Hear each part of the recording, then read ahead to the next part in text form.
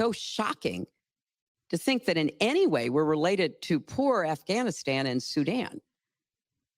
But as an advanced economy, as we allegedly are, on this measure, we unfortunately are rightly put with them. This struggle is between autocracy and democracy, from our country to places that we can't even believe we're being compared to. Pro-abortion grandmother Hillary Clinton comparing abortion laws in America to those in Islamist countries, where women are often restricted from basic education or even walking alone. Our next guest, who served in Afghanistan, calls this comparison repulsive. U.S. Marine veteran Lisa Bodenburg joins us now. Lisa, so great to have you on. So what do you make of this comparison? You were in Afghanistan. You know what women there suffered and the kind of discrimination and violence they're subjected to. What do you make of this comparison? Morning, Rachel. It's absolutely repulsive for her to say something like this. It's just an ignorant comment because, first and foremost, the overturn of Roe v. Wade does not ban abortion. And that's very important to note because it's the basis of her entire argument. It simply returns the power to the states.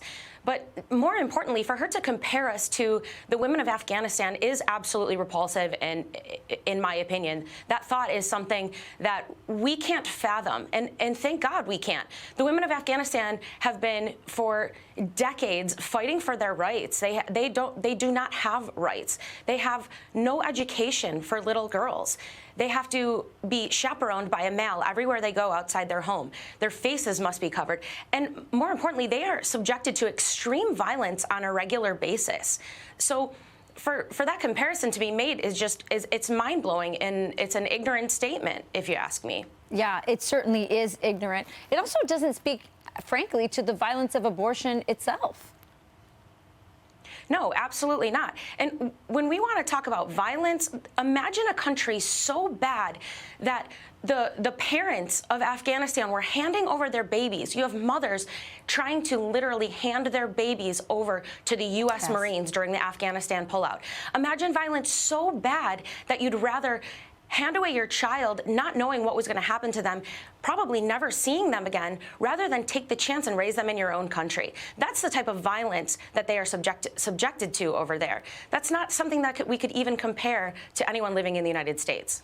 Yeah, I think she must be doing it, Hillary Clinton, for electoral reasons and political advantage, to try and make this comparison, to try to raise the alarms and make women feel like their rights are being, taken away right here in America, when we are free as women, and no other woman would want to live in any other country than America if they're searching maximum freedom.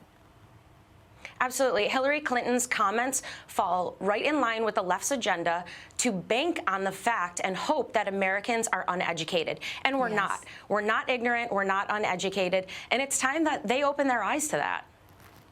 Absolutely. Well, there was a bishop, by the way, in I want to pull this up because I thought it was fascinating. Strickland.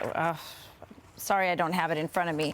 But he basically said that we should not listen to this evil woman for comparing pro-lifers to the Taliban and to those and to Russian war crimes criminals. So a very interesting topic. Thank you so much for joining us, Lisa, and thank you for your service. Thank you.